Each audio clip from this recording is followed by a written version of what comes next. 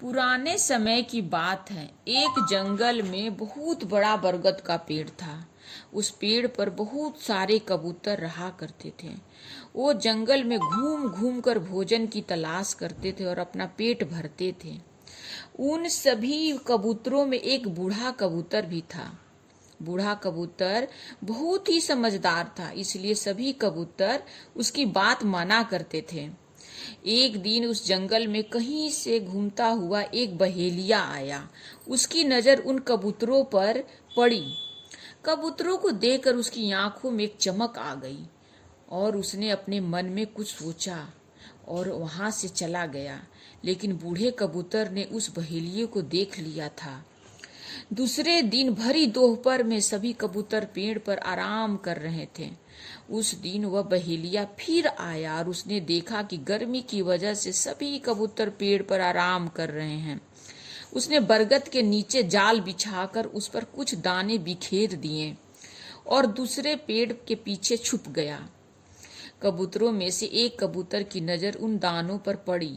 दानों को देखते उसने सभी कबूतरों से कहा कि देखो भाइयों, आज तो किस्मत की खुल गई है। हमें आज भोजन की तलाश में कहीं जाना नहीं पड़ेगा, उल्टा भोजन ही हमारे पास आ गया है। चलो चलकर मजे से भोजन किया करते हैं। गर्मी से बेहाल और भूख से परेशान कबूतर जैसे ही नीचे उतरने लगे, बूढ़े कबूतर ने उन्हें रोका, लेकिन किसी ने भी उसकी बात नहीं मानी और नीचे उतरकर दाना चुगने लगे। बूढ़े कबूतर की नजर अचानक पेड़ के पीछे छिपे बहेलिये पर गई और उसे माजरा समझते देर नहीं लगी, लेकिन तब तक बहुत देर हो चुकी थी। दाना चुगकर कबूतर उड़ने की कोशिश करने लगे, लेकिन सभी जाल में फंस चुके थे। कबूतर उड़ने की जितनी कोशिश करते थे, जाल में उलझ जाते थे।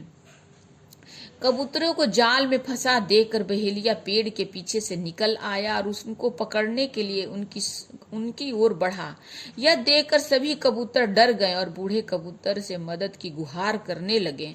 तब बूढ़ा कबूतर कुछ सोचने लगा और बोला कि जब मैं कहूँ तब सभी एक साथ उड़ने की कोशिश करेंगे और उड़कर सभी मेरे पीछे चलेंगे। कबूतर कहने लगे कि हम जाल में फंसे हैं, कैसे उड़ पाएंगे। इस पर बूढ़े कबूतर ने कहा कि सभी एक साथ कोशिश करेंगे तो उड़ पाएंगे। सभी ने उसकी बात मानी और उसके कहने पर सभी एक साथ उड़ने की कोशिश करने लगे। उनके इस प्रयास से वो जाल सहित उड़ गए और बूढ़े कबूतर के पीछे पीछे उड़ने लगे। कबूतरों को जाल सहित उड़ा देख बहेलिया हैरान रह गया, क्योंकि उसने पहली बार कबूतरों को जाल लेकर उड़ते देखा था।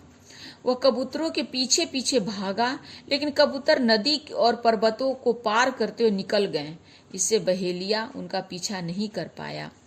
इधर बूढ़ा कबूतर जाल में फंसे कबूतरों को एक पहाड़ी पर ले गया, जहां उसका एक चूहा मित्र रहता था।